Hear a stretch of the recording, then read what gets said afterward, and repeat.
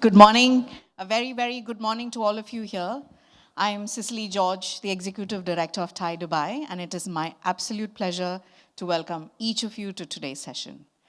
Thai Dubai is delighted to host a special Saturday morning session in partnership with Angel Spark, the sibling from another mother. Literally, yeah. First off,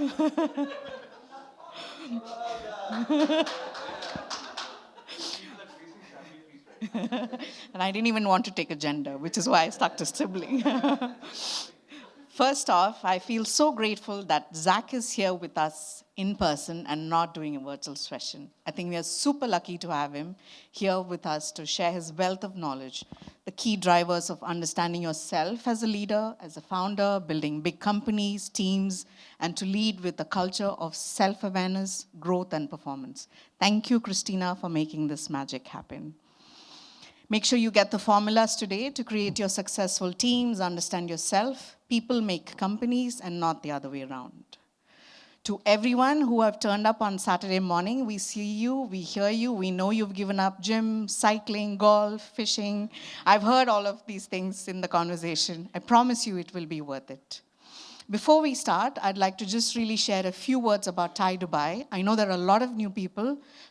I might be repeating for some of you, but I will just give a whole picture of it. So Thai, in a nutshell, is a global organization that fosters entrepreneurship globally. What started as a conversation in Silicon Valley in 1992 has more than 65 plus chapters in 14 plus countries. I have just met one of the members from the youngest chapter, Nizamabad. It's great to have you here. So that's it, and it keeps multiplying. So in my opinion, Thai really functions at the heartbeat, working with the entrepreneurial committee wherever they are. The community is built with diverse and vibrant mindsets, founders, outliers, investors, successful entrepreneurs, government, accelerators, incubators. We do have some of our partners here as well, community partners. Great to have you here, Sandukal Vatan, Brink.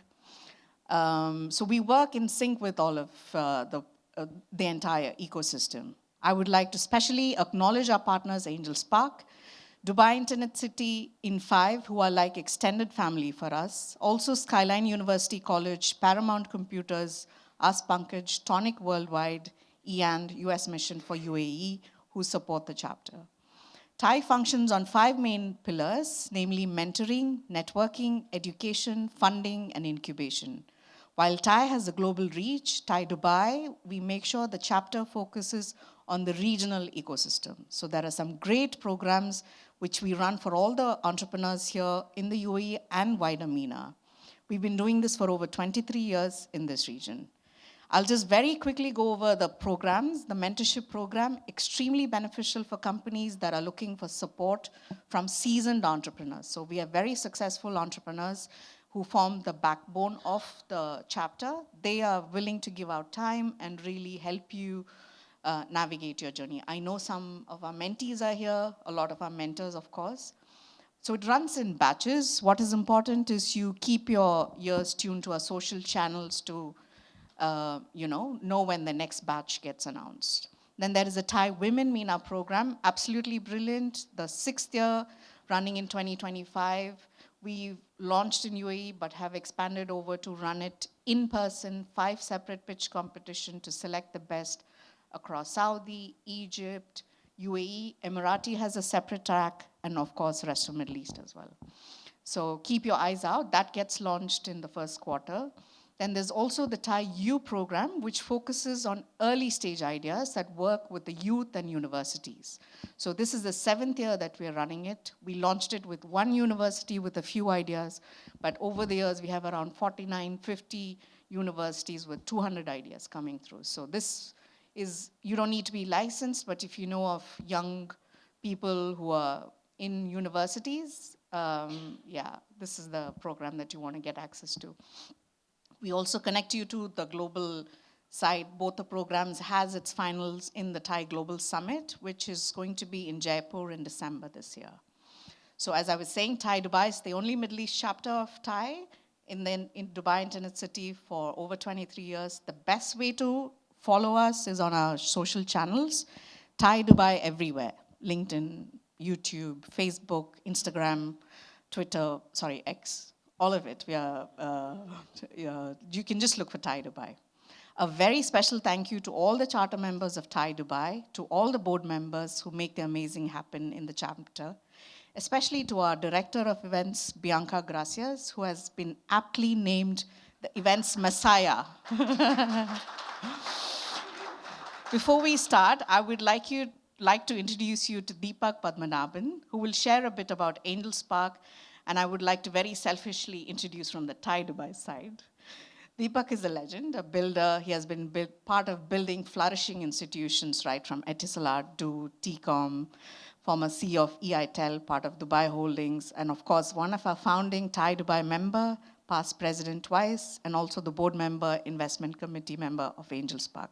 Deepak, if I can have you share a few words.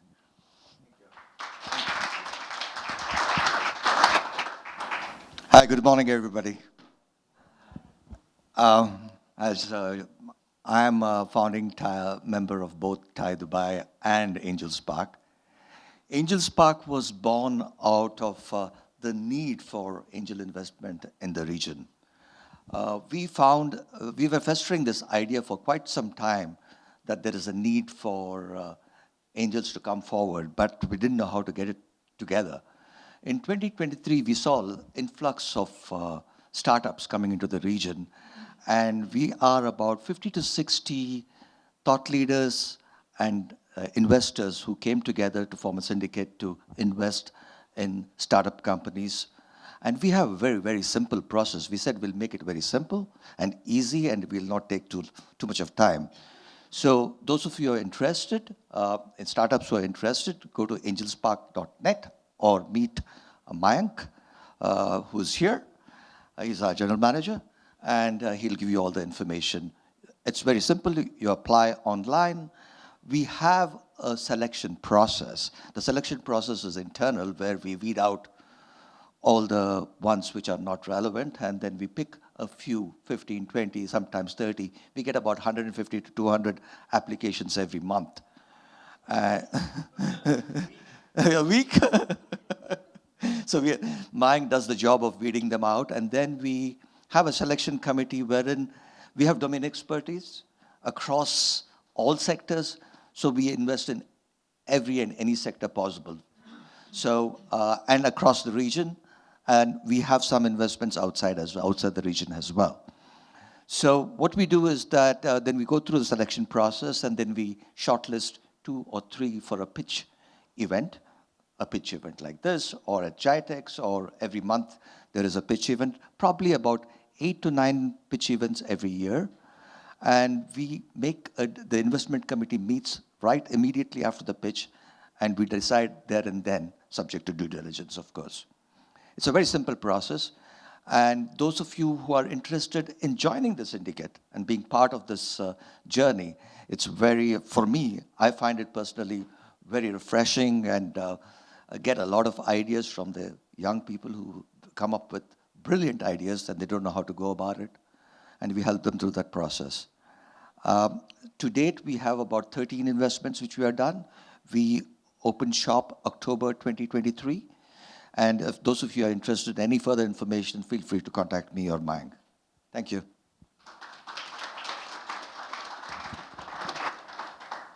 Thank you, Deepak, for that. I want to add that he's an excellent golfer and an amazing mentor to many founders who are fortunate to have him. Before we get into the session, I would like to proudly call on a Thai Dubai charter member, an active angel investor, and member of Angel Spark, Cristina Ventura.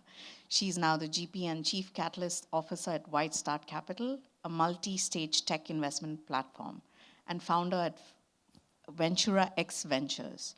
Through Ventura X, she has invested her own capital in over 25 companies, and though relatively new to the region, true to her role, she has become a catalyst in the ecosystem, very actively supporting various stakeholders and organizations.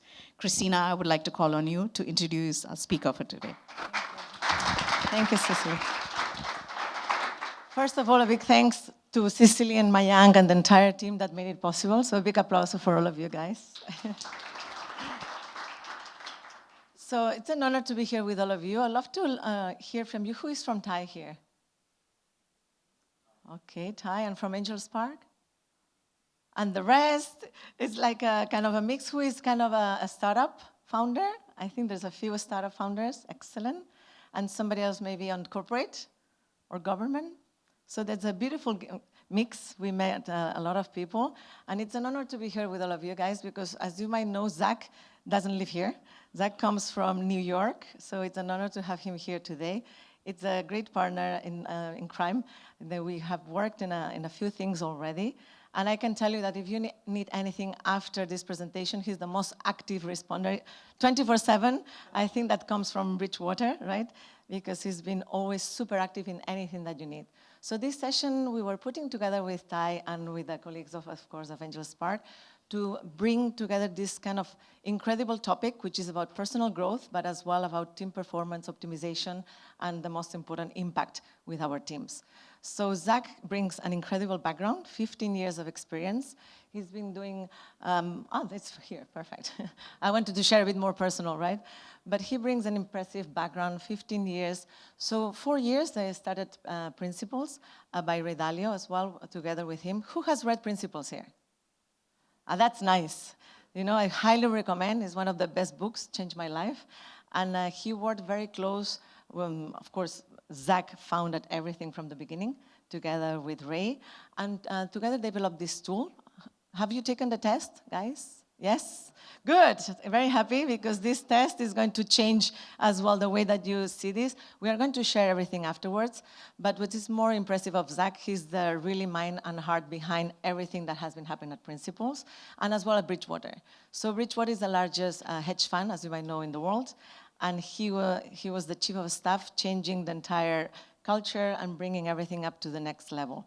So Bridgewater, you might have seen there's the case study at Harvard about this. So it's really impressive what Zach built with his team. And he made that possible together with Adam Grant and Brian Little in terms of coaching up to 2 million people. And at the same time, we were discussing with Zach, he has coached thousands of entrepreneurs and many more to come. He's new in the region. Me too, you know, who is new in the region? We've been discussing with a few people. A lot of people that has been here forever, but for the ones that we are new, so thanks for welcoming us. This is something very new as well, Principles in the region. Zach is starting to work with prominent stakeholders in the region, so highly recommend that after the presentation, you approach him and anything you need, we are here for you. And very important, I feel the most important, Zach just became father for a second time, 7 weeks ago, and he's here with us, so thank you, Zach, for being here. And your wife, we really appreciate it. Thank you. Welcome. Thank you. Just gonna start here. Hold on. Wonderful. It's a real pleasure to be with you all here today. And thank you again for coming on a Saturday morning. I find it's actually a nice time because part of the thing that we're going to do today is a little bit of reflection and to have a little bit of space from work. I think it'll be productive. One thing I'll say is this is going to be an interactive session. So you might be used to people talking at you. I'm going to do a little bit of talking at you, but actually I'm going to ask you to engage and interact with me. And so I appreciate you doing so. I appreciate the proactive hands, proactive questions, proactive commentary. I will call on people if I don't see that. And so the courageous among you, if you can, should be the first to share. So we're going to talk about, as Cristina and others said, topics around growth, around culture, and particularly the core drivers of team success. As we start, I want to talk a little bit about where I'm coming from. So I'm going to talk a little bit about Bridgewater's culture. Not to put any special light on Bridgewater's culture, although it is a unique culture, and Bridgewater was as well known for its culture as its asset management. So we were able to experiment with different things that I think are useful to understand, but more to share, okay, how do cultures develop? Cultures don't develop in like a lab or at a university, even though we love our university partners. Cultures develop through practical need, the practical needs of the leader, the practical needs of the team, the practical needs of the organization. How do we need to be with each other to be successful? That's the culture. That's the question of culture. It's not a more philosophical question than that. What are the ways we need to behave with each other to actually get the outcomes that we want? And so at Bridgewater, there was a long, multi-decade process of discovering that, reflecting on it together, and establishing a culture that we felt was the root of the success of that organization. It started with the same thing as all of you are facing, right? And actually me. So I've coached a lot of teams. I've coached a lot of founders and executives, but I'm not actually a coach by background. I'm an entrepreneur myself. I worked in the line at Bridgewater, and then I started this company with Ray, and we're growing this company, so I'm facing many of the same opportunities, challenges, experiences that many of you are, right? And so I come from that position. I come from that perspective. So we start with our audacious goals, which many of you have, right? Big goals, big ambitious goals, trying to do something great, trying to do something that's impactful. And naturally, if we have audacious goals, inevitably we'll experience failure. If you're not experiencing failure, if you're not experiencing pretty acute failure, your goals are probably not ambitious enough, right? And so it's an experience most of us probably have. And the question is not whether you'll experience failure, but how you deal with it to succeed, right? What you learn from it. And everybody says, okay, yeah, I love learning from failure, love learning from my mistakes, but some people actually do and some people don't. It actually requires, it's not like a platitude. Like you have to do certain things that are actually hard for most people to do to learn effectively from failure.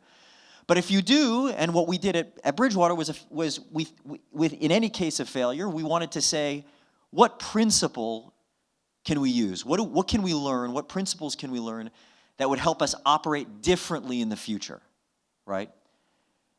That led to improvement. We codified those principles. That led to improvement, and that led to our ability to achieve more audacious goals, okay? And so it looks like this. The continuous improvement process looks like this for us. 5 steps. And these 5 steps, we believe, are sort of core to development improvement for anyone. It doesn't mean that you have to do all of these 5 steps well yourself. In fact, most people don't do all of these 5 steps well themselves, but within a team, within an organization, you need the capability to achieve all these things. So you have your goals, you have your problems that stand in the way of your goals. You have to diagnose those problems to get to the root causes. What's actually causing my problems? What about me, my circumstances, the design of my team? Design around those problems, and then implement those solutions, right? And this is a constant process. Okay, so I'm going to take you now into one key failure that led to the growth of Bridgewater's culture, which is essentially was the development of Bridgewater as an organization. Looked very much like this. This was before my time, but it's an important moment, I think, that's worthwhile. So in 1981, Ray Dalio, who's the founder of Bridgewater, predicted a global downturn, a global depression, essentially. He had worked out that global countries had taken on more debt than they would be able to pay back, and predicted essentially a large-scale depression. While he got some of the factors right, he was completely wrong on the timing. Okay, completely wrong on the timing. It was actually the exact bottom of the stock market of a decade-long bull market. Okay. Lost most of his clients, lost most of his money, had to borrow $4,000 from his dad. He was faced with a choice. Okay, do I continue this company? Do I go work on Wall Street? He didn't want to work on Wall Street, wear a suit and tie or something. And so he said, okay, what can I learn from this? And what he realized was he had been focused on that he was right? He had thought, I'm right about this, about any decision I'm making. He was in his own head. What this led him to understand, he was arrogant, essentially. What this led him to understand was, how do I ask the question, how do I know I'm right? Okay, how do I know I'm right? It was that question, figuring out how to answer it both himself and systematically create an organization that systematically asked this question, how do I know I'm right? That ultimately led to that success. And so the organization eventually looked something like this. One, he knew he needed to continue to attract independent thinkers with audacious goals. One of the reasons in the hedge fund world, in investment, you need independent thinkers is because it's very simple. It's a very practical reason. The consensus is baked in the price. So actually winning as an investor, winning as in the markets, requires you to not just think differently than the consensus, think differently and be right. Very, very, very hard to do. Harder than winning an Olympic gold medal in many ways, right? So you have to think, how do I do that? How can I systematically do that? Entrepreneurship is the same, right? We all experience that. Entrepreneurs that are innovating, creating new companies, they have to think differently and have a perspective that actually is driving some real value, right? Think differently and be right. So he needed this group of people like this. He needed to create an ideas meritocracy. What that means is a system where the best ideas win out. Codify that system in principles so everybody's operating that way. Systemize the decision-making of the organization. That led to successes. That led to also more failures, more learnings, happy clients and happy employees, and attracted more independent thinkers and audacious goals. So the ability to do this, what we call our looping process, our learning from failure process systematically, was a key element of the success of that organization, that Bridgewater. And so what does it mean to be an idea meritocracy? What are the core aspects of this particular culture? Again, not to say you have to be this way in this case, but some things to think about in terms of how you manage your own organization and team. So in an idea meritocracy, there are 3 core factors. 1, you need to put your honest thoughts on the table. Everybody needs to put their honest thoughts on the table. That's hard to do for some people, right? You need to have a system that actually incentivizes putting our honest thoughts on the table. You need to be able to have thoughtful disagreement, open-minded disagreement. Actually have differences of perspective, but engage those differences of perspective in a productive way. Otherwise, again, you're Ray before 1981, just having the ideas in your own head. Totally inadequate if you want to succeed, right? Totally inadequate to just have the ideas in your own head. So you need thoughtful disagreement, and you need to abide by agreed upon ways of getting past that disagreement to produce decisions. So these are the core elements of what we called our idea meritocracy at Bridgewater. And you also need to understand what people are like, because you need to understand where they're coming from in a decision-making context. Okay, who thinks strategically? Who thinks more about the details? Who has the experience in this or that way? That's all important when we're weighing decisions together, when we're making decisions collectively. When you know what somebody is like, you know what you can expect from them, essentially. And so this is kind of our team success formula. This is where we end up. What we like to say is what you and those you work with are like, plus how you are with each other equals your success. That means your people and your culture are the ingredients of your success for all teams and organizations. We say it in this way very specifically. People and culture sound like abstract concepts. It's what you're like, what you and others are like, and how you are with each other. This is your culture. Your culture is just how you are with each other practically. Even if you haven't decided how you want to be with each other, that you have a culture. It's just the way, the behaviors, the attitudes that are shaping the interactions in your team today. So it pays to think about those things. Now, we will start with thinking about what we were like. We're going to do a little bit of reflection on this. Many of you completed our personality assessment, our initial personality assessment, or at least were introduced to it. And I want to say a tool like Principles U, which is our personality assessment, it's obviously a people tool, right? Gives you evidence-based insight into your tendencies, your psychology, the tendencies of those around you. But actually, more importantly, at least the way we use it, it's a culture tool. Why? The objective is to move from a lack of awareness to self and other awareness to some amount of productive self-disclosure. Okay, can we actually talk about the things? Can we get our thoughts on the table? Can we talk about the things that are important about us, about others in the context of our work? The ability to do that, the ability to have those kinds of conversations is a hallmark of high-performing teams. We'll talk more about this. We'll talk more about the research on this soon, but it's a hallmark of high-performing teams. So it's a culture tool as well. So let's think about what you and those you work with are like. We're going to do a little bit of a fun exercise here. I'm going to ask for a show of hands. I'm going to show slides that represent particular behaviors. And I'm just going to ask, who does this behavior apply to, okay? Who talks to people in elevators, airplanes, and grocery stores? Raise your hand. Okay, about half the room. Yeah. I know Cristina is like... not to create tension in the room. Who doesn't like when people do this to them? Yeah, a couple people, right? Good. I'm sure there are a few more, exactly. Who gets queasy seeing this? Oh my God, so many people. I'm glad I didn't tell you that that's actually my Gmail inbox. It is. It is. So what that means is, why I like to do that is because people are some people are very sensitive to this, and some people aren't, like me, not sensitive at all, right? It doesn't bother me at all. Our brains are working different, even in this seemingly trivial thing, our brains are working in different ways, right? Who asks a lot of questions? Cristina again, yeah. A lot of questions, great. And last, who reminds people the positive in any situation? Also, Cristina, it applies all to you.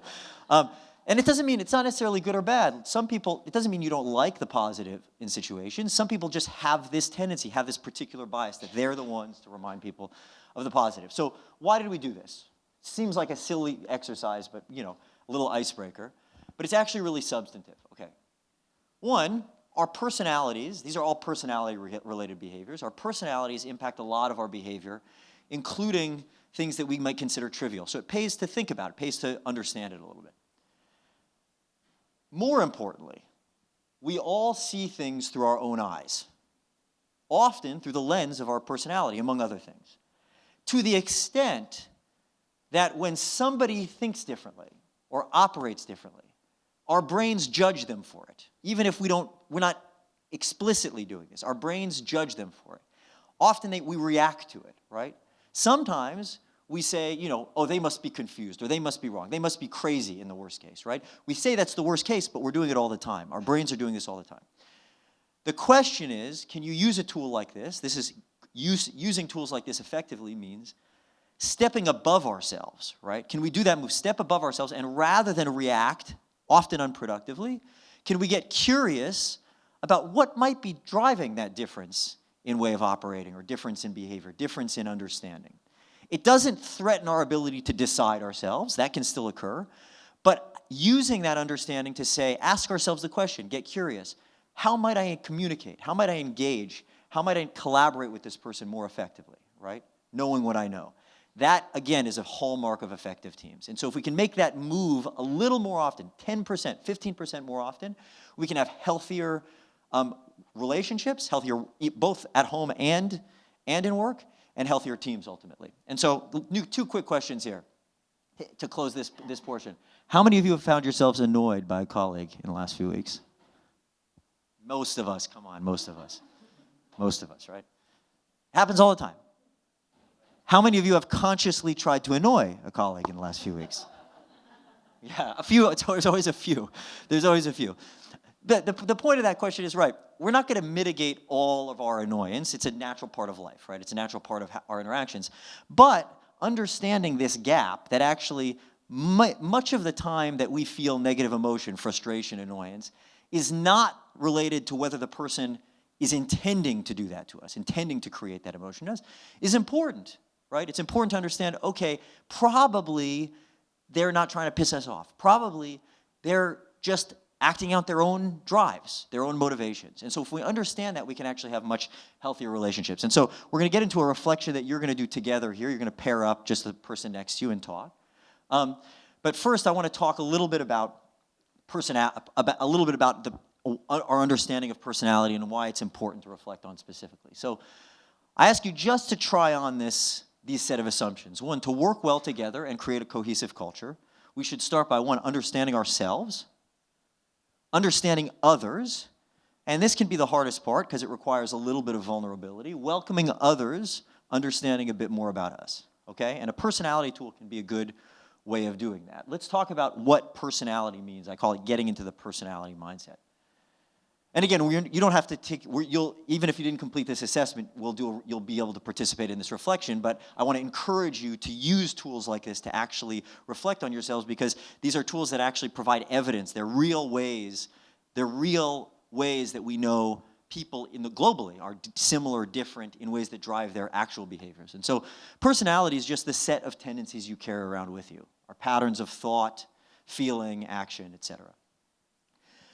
Psychologists understand personality in terms of our traits, like distinct aspects of ourselves, extroversion, openness to experience, etc. But traits are not destiny. So people sometimes look at their traits, they're like, no, am I like that all the time? Am I not? Traits are actually not our destiny. It doesn't mean we're behaving this way all the time. It's essentially what it means is it's our comfort zone, right? So a couple things to put in your mind. If you're left or right hand dominant, you can learn to write with your non-dominant hand. This is part of our development, right? You can learn to write with your non-dominant hand. You can maybe learn to write with your non-dominant hand as well as you can write with your dominant hand. But it takes a little bit more energy, takes a little bit more effort.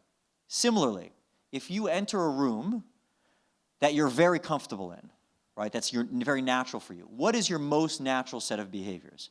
Okay, so I'm high on extroversion, and I'm a creative extrovert, essentially, are some of my prominent traits. I love talking about ideas with people. That's my most natural, most energized state. I'm lower on detailed and reliable, as you saw from my Gmail inbox, meaning I'm not so orderly in how I organize myself. Of course, I've had to learn how to do that over time to be effective, right? But it takes more energy, more effort. I'm not the one who at the end of the meeting will be the first person to say, okay, what are the tasks coming out of this meeting? Does everyone have their list of tasks? It's just not me. Of course, I've developed the ability to do that. I've developed a discipline to do that, but if I didn't, I'd miss it, right? And so that's all of us, when we look at ourselves, those are the kinds of questions we need to ask. And so it's about finding balance within ourselves and with others to do what we need to do. That's kind of how we should look at our awareness and development. One thing to remember is there are no right or wrong answers in personality. There's no good or bad personalities. These are descriptive tendencies, and so they're potentially positive, potentially helpful, and potentially challenging behaviors wherever you fall. It's about how you manage yourself, essentially, is the path kind of to success. So for some of you that have completed our assessment, for others, even if you haven't, just to share, we have a kind of a set of ways of looking at ourselves in this assessment. We have archetypes, your orientations, and you in context. And there's a lot of information there, okay? You answer questions. Questions build up to facets and traits. There are 41 facets and 17 traits. It's a lot of information about ourselves. And those are organized into categories, how you prefer to think, engage with others, and apply yourself. And those are synthesized at the top level in terms of archetypes. Like, okay, what behavioral pattern might I typically exhibit? We don't give just one to everybody. We give top 3 and bottom 2 because nobody's just one thing or another thing. You're a combination of these things, and so it gives a little bit of a richer picture. And then we have some functions in our assessment that allow you to understand how to interpret your results in context. So we have a section called You in Context. Okay, how might my personality play out in context? The way we look at a report like this is it's like a treasure hunt. There should be lots of gems here. All of it is accurate in a sense of reflective of a certain personality, but some is more accurate to you personally, right? And so the point is it should help you reflect, give you language to reflect on yourself. That's healthy. That's part of, again, effective reflection. And so it's really just a reflection tool. It's a tool that to start a conversation with yourself and with others. That's the idea. Can we start that conversation, okay? And so I'm just going to share a little video from Adam Grant quickly. It's just a short video before you're going to do a reflection exercise together. And I really mean together. You're going to learn a little bit about each other. And he just talks about kind of similar to what I was saying. How do we approach reflecting on ourselves most effectively, okay? I'm going to bring it up here. If some of you know, who knows Adam Grant? Okay, great, a lot of people. Yeah, he's great. He created this assessment with me and Ray, and he's really a very, very thoughtful person. Okay, let me see. Not. We're not judging you. Principles U is not a test. We're not judging you. We're just giving you a picture of your personality. Every personality has strengths and weaknesses. There are no right or wrong answers. You'll probably find that a lot of the patterns resonate with you. There might be a few surprises too. And I think that's a great opportunity to reflect and say, does this make sense? The easiest way to learn from that reflection is to triangulate with other people, to go to your colleagues, the people who know you well, and ask them to assess you, and then figure out, okay, are they seeing consistent patterns? If so, then you've learned something. If not, what you might discover is you have different aspects of you that show up in different roles and different relationships. And that's information, right? It allows you to say, okay, which version of me is effective in this situation? And then how can I show up in the way that I best want to contribute? The important thing there is the process of finding kind of the mirror to ourselves, whether it's through an assessment, whether it's through seeking feedback from colleagues. People do not do this actively enough, and it's a critical part of our growth. The people that are evolving quickly are doing this constantly, okay? They're doing this constantly. Because we can't see ourselves objectively, right? And so we're going to do a little bit of a reflection exercise now that I think will be fun. And so you'll pair up with the person next to you if you need to be a group of 3. And I really just want you to talk to each other for the next few minutes. If you've completed the assessment, you can use this set of questions. If you haven't, you can use this. They're just prompts. They're just reflection prompts. And I'd like you to We call it conduct a brief interview, right? The purpose, the only purpose, is to learn a little bit more about the person you're talking to. The reason we're exercising this muscle is because we want to practice a little bit talking about ourselves, the important aspects of ourselves, but also knowing that in a very short amount of time, we can learn quite a bit about somebody we may not know at all, right? Even just through a few questions. That's valuable. Think about how you can apply that to your teams, right? These practices often expedite mutual understanding, which is the foundation of trust, but also are learning about each other so we don't trip on things going forward, right, in the future that might come up. It makes us more efficient. So let's think about not just this, but how we might use this, how we might approach this kind of, these kinds of self and mutual understandings with our teams as well. So I want you to pair up and just go through, for the next 8 minutes, I'll tell you when to switch, ask the person next to you just a little bit about them, okay? So start with, is there anything you read that you're particularly proud of, right? Or anything that's core to you as a leader.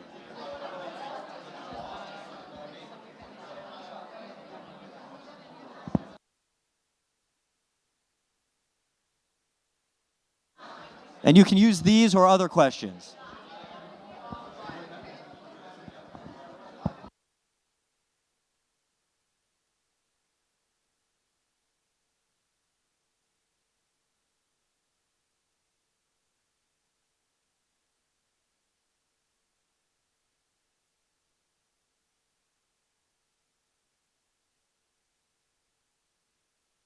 Questions or others, but just ask these questions, yeah.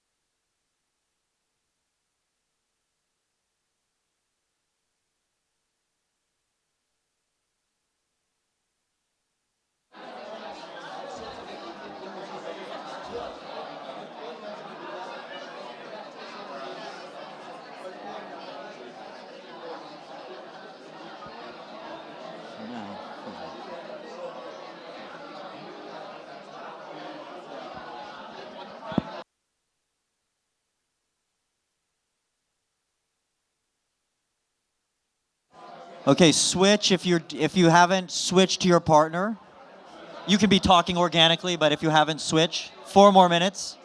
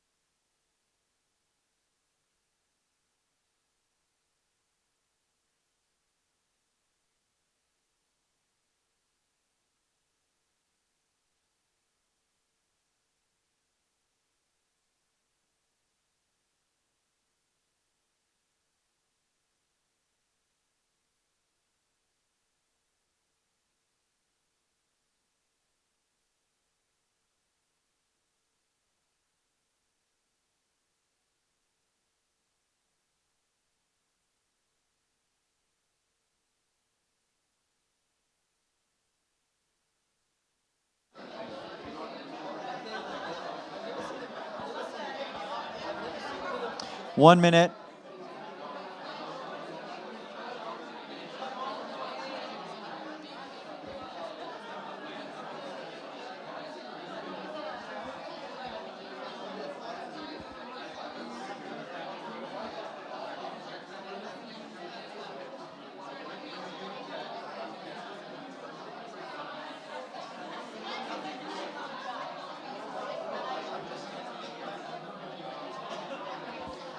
Okay. Okay, let's bring it back together. I know you could have this conversation for quite a while. I encourage you to continue these kind of conversations. Let's bring it back together. I encourage you to continue these kind of conversations. Like rather than just have a superficial chat, actually ask people about themselves a little bit, right? Especially people that you're in a network with and you can learn from. People don't adequately tap into others' input, others' thinking, that particularly people that are sharing experiences with them in an adequate way. Like, there's a lot to learn from this group. You should be a co-learning community in some sense, right? Who found that fun or interesting? Okay, cool. Who found it uncomfortable? Didn't like it? Nobody. Okay, good. I'd love to hear just a couple groups share some reflections, either something you learned about your partner or you reflected on yourself, just one or two. Again, I'm an extrovert, so silence is like very anxious, very anxiety provoking for me, and I've learned over time to manage it by calling people out directly. So I'll stop for a second and let somebody raise their hand. Anybody? Great. You've saved me. Okay, great. Hi, everyone. I'm Pauline Madani. So Alberto and I had a really nice conversation. And first of all, we shared two of our top because, we are the nerds who obviously did the test, both of us. Great. Maybe I shouldn't say nerd about you, but I can say about myself. So it was really interesting. And I think it's very new to me. But we have also done other similar tests before, so you could see a link to the previous tests. Right. And what I really liked, I only had a very brief look at the website this morning, is how you have the islands and how you place the people among the islands. Great. That's something new to me. I think in terms of understanding our traits, which we again could compare. And I think for me personally, I use Gallup. So, Got it. Great. Gallup's a good. which is another talent, very similar in a way, yeah. but with your great approach, I think, is you really emphasize on understanding the teams. Yes. And I think I try to do that, but because analytical is my number 3, it is really easy for me. Yeah. But I think your tool will help everyone here to understand their teams better. And I think that was my biggest takeaway, that your tool will really help. Without being analytical, you can see where each fit. Exactly. It's present. That's part of the reason we designed the tool, was actually you can see really the distribution of the team, how the people relate. So great. Thank you for sharing that. Anyone else want to share? Go ahead. Something they discussed or. Hello everyone. I am Sergio. Just I want to highlight in my conversation with Mohammed. Apparently we are very different, of course. We have a highlighting about the importance to be aligned, to find alignment when you're talking with somebody. Right. I think we highlight maybe as well our willingness in general to team working and to develop things from scratch. Let's say from scratch. Okay. And maybe at the end appear the concept about introvert, that I think so is a double-sided categorizing of things, you know. Right. I have been living in England 8 years. I learned a lot about being introvert and interact with apparently introvert people and how affect that one to the different kinds of leadership. Okay? Right. I think so. That is Great. Great. Yeah, we actually have an archetype in our assessment, quiet leader, because particularly in a Western context, actually, extroversion, there's a bias towards extroversion in organizations that's understood but not actually appropriately managed, right? Introverts can be very, very successful leaders. They just have to enact certain behaviors. They just have to think about how they need to use their strengths, right? And so all sorts of aspects of ourselves, like you're saying, things that you're coming to the table with, your ability, your desire to create things from scratch. Some people are very different from that. They like to reference existing knowledge, but as a means of solving problems, right? It's not good or bad. You need both. You need both. But understanding these different ways of thinking and experiencing can actually help us be better teams, better colleagues, right? And so, coming back to this equation, what you and those you work with are like, plus how you are with each other equals your success. We're going to go to our culture now, but I want to put in your minds, if all of you have teams, all of you have people that you work with, if you can go out and share one or two things about yourself that maybe they don't understand, I think you'll take for granted the degree to which people understand you or you understand them. If you can actually begin this conversation, I think it could be very healthy. When we talk about organizational culture now, okay, stepping outside ourselves, we all have tendencies. And when we talk about culture, we're talking about how do we agree to operate together. In every culture, particularly if we're deciding to be a certain way to create great things, which requires us to stretch ourselves, we need to get outside our natural tendencies to commit to certain ways of operating. If we say we want a culture where we can be very honest, have direct feedback with each other, put our honest thoughts on the table. In some ways that'll be natural for us based on our personality. In some ways it'll be less natural. We have to be aware of those ways so that we can be how we need to be together, right? So any mature culture achieves all four of these things, or is in a process of evolving along these four lines. Okay, your values have to be clear. What are my values? What do I want? Why those values are important to the business outcomes has to be clear. The expected behaviors, very important. The expected behaviors to enact those values in practice need to be clear. And most importantly, and often not well done, the behaviors have to be consistent across the team, particularly from the leaders. The quickest way to lose culture is to tolerate bad behavior, to not have consistency or standardization of that behavior, and particularly through leaders. Ray actually has a principle on this, but so do others. Like there's other leaders that have talked about this, that you need great people, meaning capable people with great character. That's the ideal, right? People who lack capability in certain ways but have great character are not ideal. Like, you need to be able to sort that out, but they're not the worst. What's the worst? The worst are people who are highly capable with bad character. Those are the people that you cannot tolerate in your organization, but they're easy to tolerate because of their capability, right? You think, okay, this person is actually doing a lot practically, but they will rot your organization from the inside, essentially, right? They're toxic. So behaviors have to be consistent. So every organization is on a journey through these four items, and the way most organizations fail, the gap, is really operationalizing their values in practice. A lot of organizations have values on their website or in their lobby, but does it really impact the behavior in the day-to-day? That's a very specific thing. And so the statistics show about 10% of organizations and teams have actually operationalized their values and behavior, and it's a key differentiator in terms of their actual performance of those organizations. And what does that mean? What it means is, here's the test. Are the behaviors specific and observable? And can you observe when they aren't occurring? So for example, if we say we're a collaborative organization, okay, what does that mean? How do we observe when that's occurring? Everybody says, oh, of course I'm collaborative. Well, it doesn't work that way, right? What does it mean to not be collaborative in this organization? What behaviors do we want to avoid? How can we call that out and hold ourselves accountable? So like a mistake-based learning culture, like I said before, everybody says, oh, we love to learn from our mistakes. Well, do you? Do you actually have comfort admitting the mistakes openly? Sharing your challenges openly? Not most people don't, right? Do you really give and receive honest, constructive feedback with regularity? Is your organization capable of doing that? Can you disagree productively? You answer for yourselves. You know whether it's occurring or not, right? And one question I always ask leaders from like, I work sometimes in the C-suite of organizations. I'm working with like 70,000 people to startup teams, right? They're all dealing with these same questions.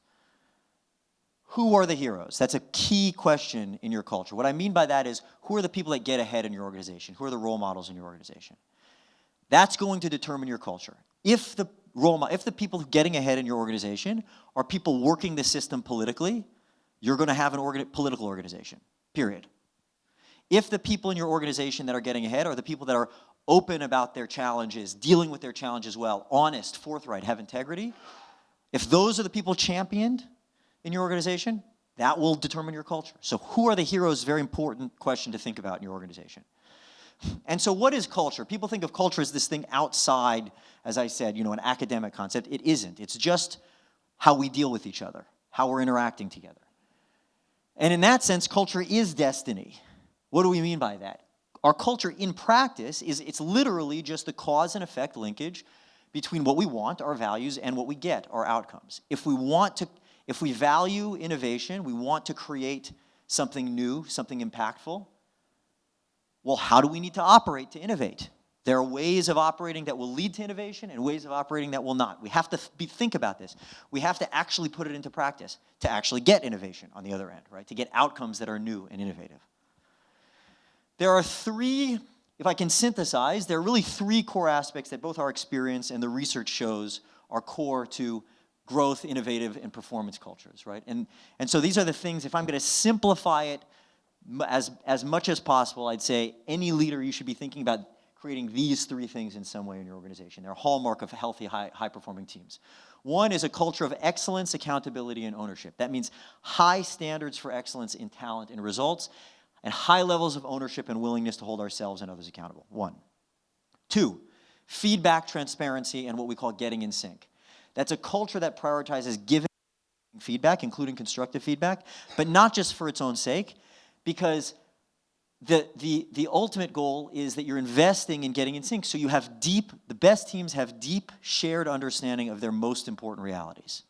Many teams don't. There's a lot of gaps in their shared understanding of the core things they're facing, right? And so investing in a deep shared understanding of your important realities, including the challenging realities, is key to high-performing teams. Last thing is continuous learning from mistakes and challenges. An environment that is characterized by the ability to take risk, acceptance, and ability to openly reflect on mistakes, but not just because mistakes are good, like it's not just because we love mistakes, it's intolerance of not learning from them. So the accountability is not on just the mistake itself. Okay, you made a mistake. The accountability should be on whether the person learned from it or not. That's healthy culture is actually put the accountability on the learning rather than the mistake itself. Couple things about this before I kind of close.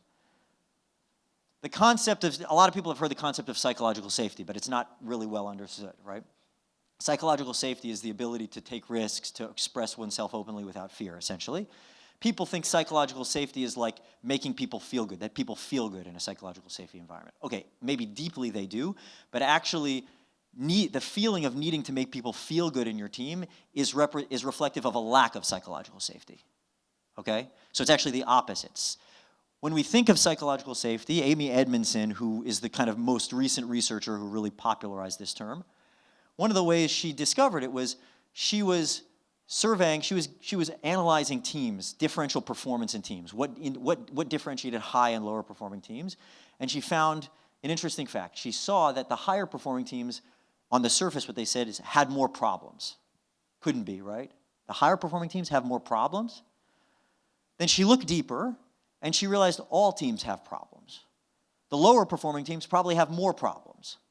The difference was in the higher performing teams, the problems were out in the open. So the key thing that differentiated those teams was there was some aspect of the environment in high-performing teams that enabled them to talk openly about problems, about difficult things, right? That's psychological. That's where psychological safety comes from. The last thing I'm going to say is to do any of these things well, it will require you to do things that are difficult and uncomfortable, that the average person doesn't do naturally. So that's how it should feel. So I can't BS you, right? It's going to be uncomfortable sometimes if you're doing this right. You have to do things that are outside of the average. Okay, so you have to have discipline around them. So think now, what environments have you been in that have felt that way? What about those environments, right? Are you building such an environment now? What ways are you, and what ways are you challenged in doing so? What aspects, principles, behaviors of your environment you think enable this sort of culture? So think about this yourself. Now I'm going to give you a little bit of I'm not going to say a gift, a helpful tool coming out of this, okay? Here are some core behaviors that we know kind of lead to these areas. I'm going to give you this, you'll get this after, and you can reflect on them. Behaviors like, simple, meant to be practical, leaving times at the end of a meeting to actually give and receive feedback rather than going to something else, right? Creating forums for individuals to raise concerns openly and discuss them productively. Agreeing on standards for disagreement. Surfacing problems regularly within the team, right? Modeling your own challenges as a leader to your team. Opening up about your own challenges. Soliciting feedback yourself. So these are helpful. They're not meant to be all-encompassing, but they're meant to be helpful. So I'm going to give you this to think about. And the key thing is, and we're not going to reflect on this now because of time, but a brief reflection I'd like to leave you with. And I think literally you can do this after this. It'll be your choice whether you do it, is this will be a productive self-reflection. Pick one area you feel as a leader or your organization is currently engaging well, or that's natural for you in these respects. One area as a leader you'd like to improve, you'd like to engage more deliberately, and then just one action to enable that today. Actions are often like actually just putting something into practice, even if it's not perfect, are the ways we develop. We call these microsteps. There's a lot of research on this actually. People don't lose weight by saying, I want to lose 100 pounds. They lose weight by saying, okay, I'm going to do 5 push-ups today and 10 push-ups tomorrow. So start putting these things into practice. It's actually not that hard. Mostly, it's about choices. Okay, so I want to keep in mind a couple takeaways, right? One, do your action step if you come up with it. Remember, we all see things through our own eyes, as we said, and to work well together, we need to understand how we relate to each other. Whether you use this tool or you don't use this tool, we have a free version of the tool which you all took. One of the reasons Ray offers that for free, he was able to do it because he could invest in building it, is because he had found so much benefit in tools like this that he wanted to offer it to everybody for free. We also have a subscription version with kind of more premium features for teams. But whether you use this tool or not, these questions still remain. To work well together, we need to understand how we relate to each other. So try to do that. Seek the ability to do that with your teams. Cultural development is mostly about making choices. It's like in the day-to-day. Do I share the feedback? Do I not share the feedback? Do I think about the mistake, go into the painful reality of the mistake, or do I not do that? Do I avoid it? Those are the choices, right? It's not rocket science, but it does take some personal fortitude, right? Some discipline. Look to others who've succeeded, whether it's the Principles book, whether it's some other book you like, whether it's the people around you. People don't do that adequately, right? You can learn from them. Go into the discomfort. That's where the learning is. Don't shy away from it. Do the things that are actually stretching you and feel like they're stretching you. That will be a good sign. And again, there's so many untapped resources around you, including in this room. Make relationships and ask people. People don't get out of their own heads adequately, and there's so much valuable insight around you, so much learning around you. So use it. Learn how to tap into it systematically. So we have tools that we offer to give evidence-based pictures of people and culture. Our Principles Us tool, which is our personality tool. We have a tool called 5 Cs, which is actually a culture assessment. It effectively really measures some of the culture aspects I'm talking about. Very simple. It's like an engagement survey, except engagement is measuring outcomes. We find that actually problem. It's useful to know the engagement outcomes, but it's actually not as practically useful in actually doing something about them. These are the factors that actually drive those outcomes. So we built a tool like this, and we have a tool called Doc Collector, which is a feedback tool. I'm happy to talk to any of you about those. Really, our mission is to enable development at scale along these lines, development of our culture and people at scale. And so if you're interested in that, talk to me. You have my email. And thank you. And I appreciate your time, appreciate your kind of engagement and interaction. I hope you found at least 1 or 2 things to think about leaving this room. Thanks again. It was a really pleasure to be here.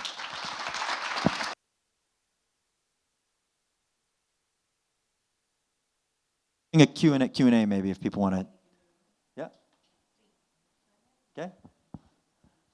Yeah.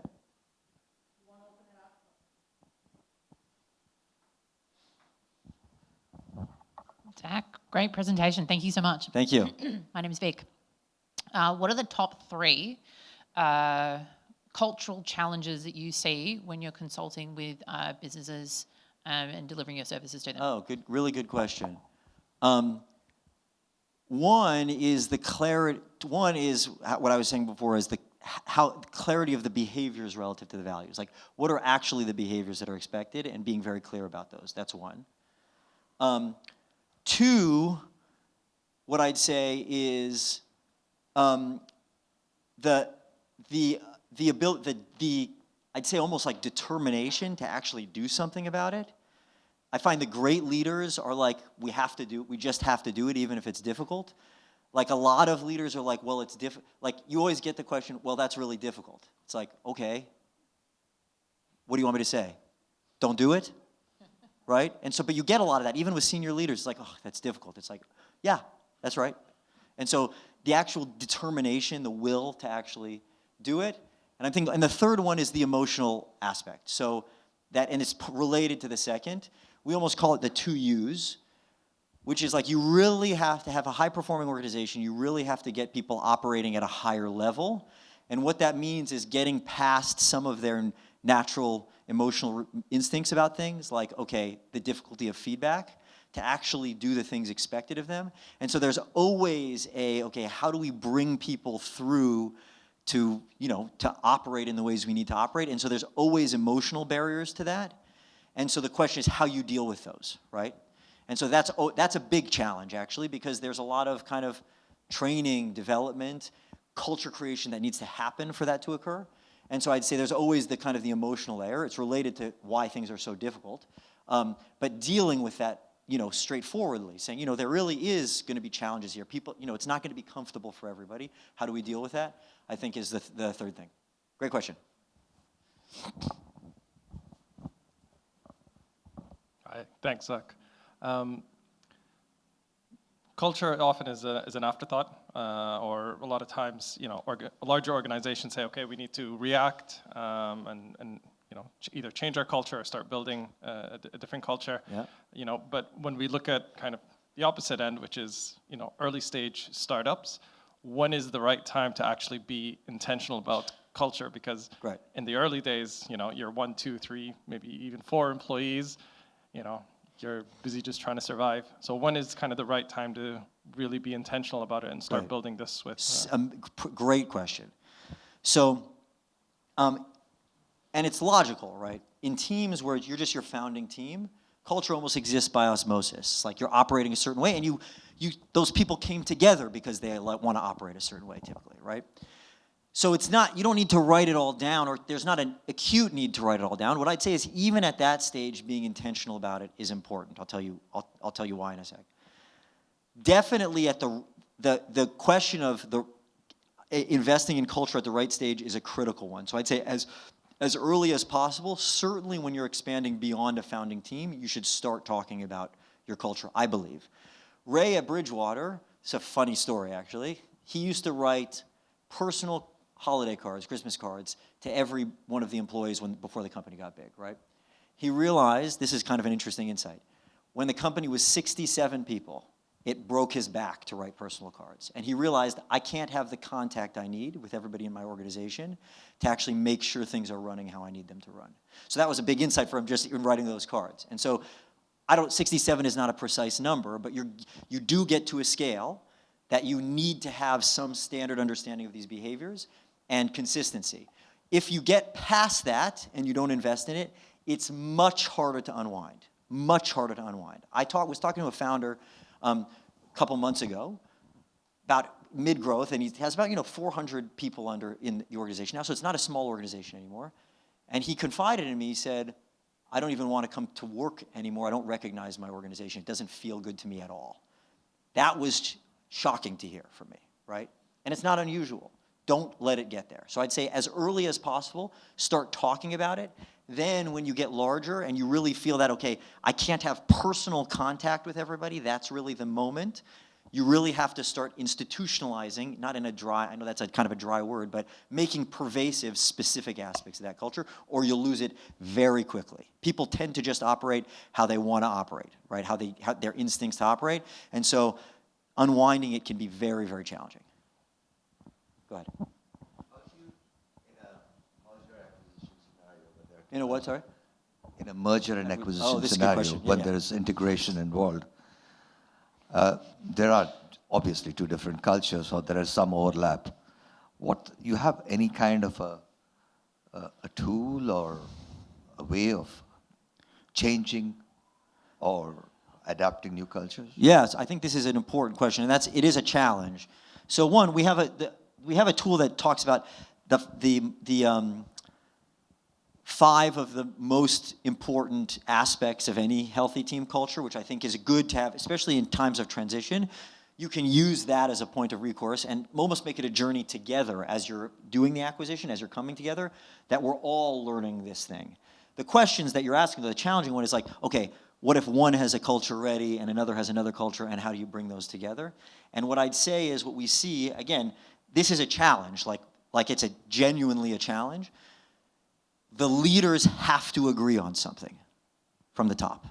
If they don't, meaning the leaders coming together, there has to be some agreement, whether it's a melding of the cultures, whether it's a decision, there has to be some agreement of the leaders on what's not compromisable, meaning what are the standards that are not compromisable, and that has to come from leadership. They might agree on it quickly, they might take a long time to agree with it. But it doesn't, if it's not done, it won't work, meaning the cultures won't come together adequately. So I'd say the first thing I'd invest in, and I've done this work. I'm working with like a 15,000 person healthcare company that actually has aggregated local healthcare organizations from different healthcare markets, like in the US, like Kentucky, all different states. And they're having this same challenge. And what they're focused on now is, okay, let's drive, and it's taking months, but let's drive alignment from the leadership first, right? And so they're going through a culture journey process to say, okay, this is where we think things are working well at each organization. This is where it's challenged. Can we create kind of a reference point for all of us? And that's coming from the leadership. So that's the best answer I can give, though again, it's not to say that it's easy. Last question. Sorry, go ahead. So, sorry, based on what you just said, to implement the cultural change in organizations, I'm in the place where it's gone far ahead and I have to go back and rebuild. Right. It has to be done from the top down. It has to be the leaders, the team leaders, and the managers. I think it's most effective as team leaders and managers, because those are the people that are going to have influence. So I'd start there. And then there are ways, once you've established kind of an understanding at those levels, to build it from the ground up. What I'd say is, again, if you're unwinding things, you have to have the agreement at a leadership level and the willingness to do the things at a leadership level. And then you have to, the thing that people are unwilling to do, and this is, again, I don't mean to be direct here, but is like, okay, we already have these people, let's just keep them around. Like leaders that are not willing to operate that way have to go. Like that's a choice, and I'm saying that not as a black and white thing, but really, like just think about it, right? Like you have to really make some choices if you're going to succeed in this respect. Just one last observation. I think very good practices of developing great organizational practices, right? All of these are very good HR-related practices. Right. Ownership, taking commitment. Cultural work was started by Hofstede. Organizational culture work was started by Hofstede. Yeah. Right? Power distance, masculinity, femininity, all that. That was the first seminal work on organizational culture, and that's a much deeper than these just practices, right? These are just good practices. So it is, a culture is about, and that's why during mergers and acquisitions, organizations fail, right? These best practices can always be there as HR practices. It is the deeper value systems which don't synergize, right? One is about going out and being innovative, and the other one is about operational excellency. Now, those are very different cultures, IBM versus a three, right? So maybe this is level one, but I thought culture is a lot deeper conversation. Yeah, no, I'm not talking about just, so two things. One, I'm talking about the values. Like any organization has to have a shared set of values, a deep shared set of values. The behaviors are in relation to those values.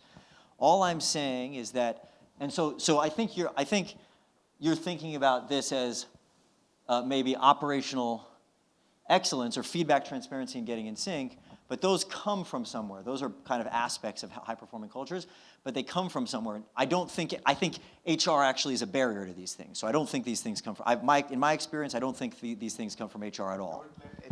Yeah, I don't think these things, in fact, I think HR is mostly about risk aversion. Like, in my experience, HR is mostly about risk aversion, and these things actually require people to say, I want something. I want to develop in a particular way. I want rapid evolution. I want high levels of impact that will test me. Those are values, right? And so you need people that actually want to do the same things. These come out of that, but I don't mean these behaviors as tactical behaviors. These are like real, but at the end of the day, our culture is determined by how we're actually behaving with each other, right? And so anyway, that's how I'd answer it, is like, no, it's much deeper seated. It starts from the values, but the test is in the behaviors, and no, these things, I think HR is actually typically not the body that these come from. Thank you, Zach. I think the questions I have, more hands going up.